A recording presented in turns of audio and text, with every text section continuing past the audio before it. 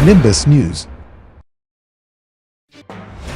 Bhadohi Lok Sabha 78 Bahujan Samaj party के प्रत्याशी हरिशंकर सिंह उर्फ दादा चौहान ने अपना नामांकन करते हुए मीडिया से बात करते हुए कहा कि भदोही लोकसभा में नेताओं का चारागाह बन गया था। हमेशा बाहर से आकर के यहां पर प्रत्याशी जीत जाता था, लेकिन यहां भदोही का विकास किसी प्रतिनिधि ने नहीं किया। अगर समस्याओं की बात करें तो समस्याओं का अंबार लगा हुआ है, किसी ने अभी तक भदोही का विकास नहीं किया। अगर समस्या गिनाने चले तो बहुत सी समस्या निकल कर आएगी, लेकिन भदोही की जनता ने मन बना लिया है कि अब क्षेत्रीय प्रत्याशी को सांसद बनना है, तब जाकर कहीं भदोही का विकास हो पाएगा। एक चीज बताते चले कि लोकसभा 2024 का बहुजन समाज पार्टी ने कालीन निर्यातक अतहर अंसारी को प्रत्याशी बनाया था, लेकिन आखिरी वक्त में अंसारी का टिकट काटकर बहुजन समाज पार्टी के कार्यकर्ता बबलू इरफान को बहुजन समाज पार्टी का प्रत्याशी बनाया गया। लेकिन नामांकन से पहले पार्टी की मुखिया ने हरिशंकर सिंह उर्फ दादा चौहान को अपना प्रत्याशी घोषित कर दिया। अब भदोही लोकसभा का त्रिकोणीय मुकाबला देखने को मिल सकता है। ये आने वाला वक्त ही बताएगा कि भदोही लोकसभा का सांसद कौन बनेगा। मैं इस वक्त दादा चौहान के गाड़ी में चल रहा हूँ और जिस तरह से लोकसभा 78 2024 में बहन मायावती ने दादा चौहान को अपना प्रत्याशी घोषित किया है और वक्त दादा चौहान के लिए बहुत कम है, लेकिन उनके हौसले की अगर बात करें तो उनका कहना है कि ये वक्त मेरे लिए काफ़ी है। दादा जी, सबसे पहले आपका इस चैनल पे आपका स्वागत है। आप पत्रकार महोदय जी का स्वागत अभिनंदन है, जो कि आज आदरणीय बहन जी ने हमको लोकसभा प्रत्याशी बना करके पार्लियामेंट भदोही 78 में भेजा है। जा करके जन जन में मिल करके अपनी बातें कहिए और बातें कह करके अपनी चुनाव सभाएं करें और चुनाव जीत करके बहुजन समाज पार्टी को हाथों को मजबूत करके आए। दादा चौहान जी, जैसे देखा जाता है कि अगर आपके शख्सियत की बात करूं, आपकी पहचान की बात करूं, तो शायद भदोही लोकसभा का बच्चा आपको जानता है। क्या कहना चाहेंगे जो ये लोकप्रियता है, चूँकि इसके आप अपनी राजनीतिक बैकग्राउंड बताएं लोगों को। मैं आज यहाँ के मिट्टी के जन्म हुआ है और मिट्टी में ही हमारा दफन होगा। आज मैं 3 बार से मैं जिला पंचायत सदस्य रहा, मैं पार्टी का जोन कोऑर्डिनेटर रहा, मैं मिर्जापुर मंडल प्रभारी रहा।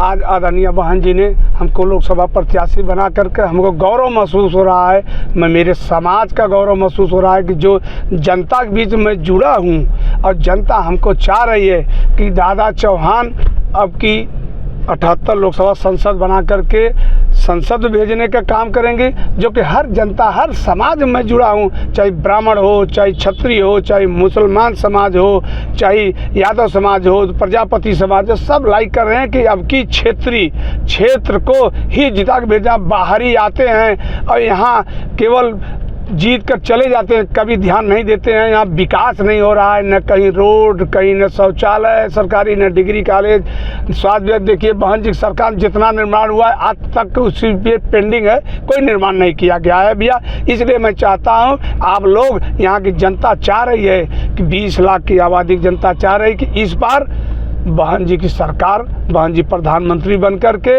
ये सब गरीबी हटाएंगी और बहन जी प्रधानमंत्री बनेंगी। दादाजी, जैसे कहा गया है कि हमेशा से ये देखा गया है कि भदोही लोकसभा जब मिर्जापुर में था, इसके पहले बाहर से भी लोग आते थे। शायद ये इतिहास रहा है कि भदोही का जो मिट्टी का पैदा हुआ था, 2 बार सांसद हुए थे, लेकिन इसके बाद से जब भी देखा गया कि बाहर से लोग आकर के यहाँ चुनाव जीतते थे और जीत करके फिर चले जाते थे।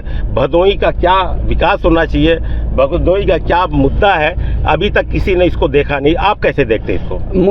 मुद्दा बहुत मुद्दे हैं भैया, मगर कोई सदन में उठाया नहीं। एक बार गोरखनाथ पांडे बसपा से सांसद हुए थे, रमेश दुबे सांसद हुए थे, वो भी बहन जी ने ही सरकार पार्टी के में सांसद हुए थे, बहुत क्षेत्रीय।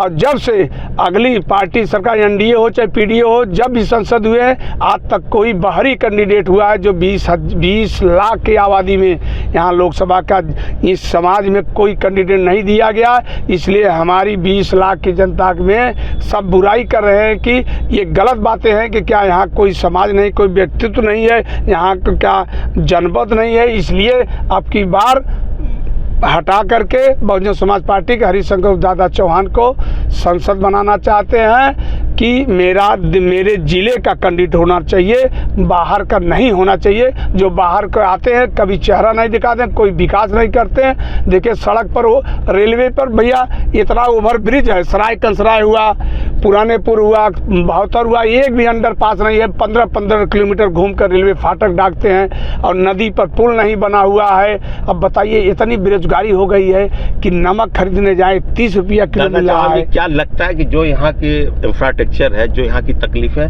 वो महसूस करते हैं? अब ये जो बातें बोल रहे हैं, आप क्या महसूस करते हैं कि यहाँ के लोगों को क्या देना चाहिए?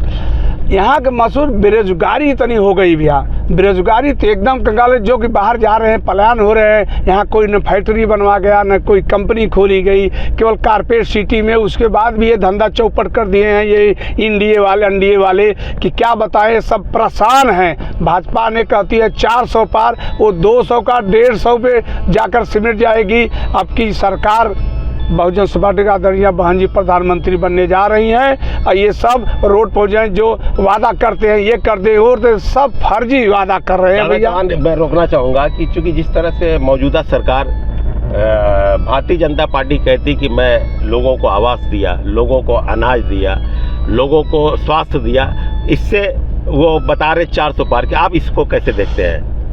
5 किलो दे करके गरीबी और फैला दिए हैं भैया एकदम। ये सब 5 किलो के लालच दे रहे हैं। इसके बाद जो मानवर कांची राम शहरी विकास के जो योजना चलाई थी बहन जी, आदरणीय बहन जी ने पूरे देश में, पूरे प्रदेश में ने आवास बनाकर, बहन जी जैसे गरीब कभी शहर में आवास नहीं रहते थे, बहन जी ने शहर में आवास बनवा करके, जो बड़े बड़े उद्योगपति और राजा महाराजा रहते थे घर में फ्लैट में, वो बहन जी ने गरीबों के फ्लैट बनवा करके निःशुल्क सेवा करने का मौका बहन जी ने दिया है। अगर हम टिकट की बात करें, जैसे ही आपका नाम आया टिकट के लिए, पत्रकार महोदय जी आपसे कहने कोई जुगुर नहीं है कि आप लोग बड़े बुद्धिजीवी और जानकार हैं। हम ये है कि आने के बाद जिस दिन बहन जी ने हमको प्रत्याशी बनाया उस दिन से भूचाल आ गया है, जो कि विपक्षी पार्टियां जो है सब भागने कंगाल में कि मेरी जमानत नहीं बचेगी। दादा चौहान यहाँ का मिट्टी का लाल है, यहाँ को अब कोई, यहाँ की 20 लाख आबादी वाले जनता और भाई बंधु माताएं चाह रहे हैं कि अब की बात दादा चौहान को पार्लियामेंट भेजने का कार्य करेंगे और इस साथ बाहरी भगाना है और अपने जिले कैंडिडेट को जिताना है। दादा चौहान आपको भगवान ने अच्छे पैमाने पर रखा है, एक अच्छे परिवार से हैं, लेकिन ऐसी क्या वजह पड़ी कि आप चुनाव मैदान में आकर के पब्लिक का सेवा करना चाहते हैं? मैं पब्लिक में मैं देख रहा हूँ इतना भाजपा वाले एनडीए और पीडीए ने परेशान कर दिया है। कोई पूरे देश की मैं बात कर रहा हूँ, पूरे देश में कोई विकास नहीं, केवल टीवी पर चला करके, ये चला कर वो चला करके बड़ी बड़ी बातें कर देते हैं, मगर धरासल में देखिए तो कुछ नहीं हुआ है। आप कहीं भी देख लीजिए पत्रकार महोदय भाई साहब कि कोई विकास का नाम नहीं है, केवल कहते हैं ये कर दिया, वो कर दिया, ये कर दिया। सब जनता पलायन हो रही है। बताइए हर प्रदेश हर देश से, बताइए कैसे चलेगा। इसलिए जा रहे हैं कि अब की मोदी सरकार को बाहर फेंकना है और सरकार बहन जी को प्रधानमंत्री बनना है और सब यही सोच लिए हैं कि अपने ज़िले का कैंडिडेट होना चाहिए, बाहरी भगाओ और ज़िले का कैंडिडेट को जिताओ। दादा चौहान आपके ऊपर कोई दाग नहीं है, आप बेदाग हैं। जो आपको चैनल के माध्यम से देखेगी, आप क्या पैगाम देना, क्या अपील करना चाहते हैं? मैं अपील करना चाहता हूं कि मैं एक गरीब घर का बेटा हरिशंकर दादा चौहान, जो 2500 साल से पार्टी का तत्पर सिपाही हूं, जो बहन जी ने टिकट देकर हमको भेजा है। ये भाई बंधुओं माताएं बहनों से मैं अपील करता हूं, आप सब हमको वोट दे करके संसद बनाएं और जो वादा होगा उसका पूरा करके मैं दिखाऊंगा और दिखाता रहूंगा और मरते दम तक यहीं का मिट्टी का पैदा हूं, यहीं मिट्टी में रहूंगा और आप सबका स्नेह प्यार बना रहे, इसी के साथ मैं अपना बातें समाप्त करता हूं। दादा चौहान जिंदाबाद, दादा चौहान जिंदाबाद। लोग बड़े हो चक्कर में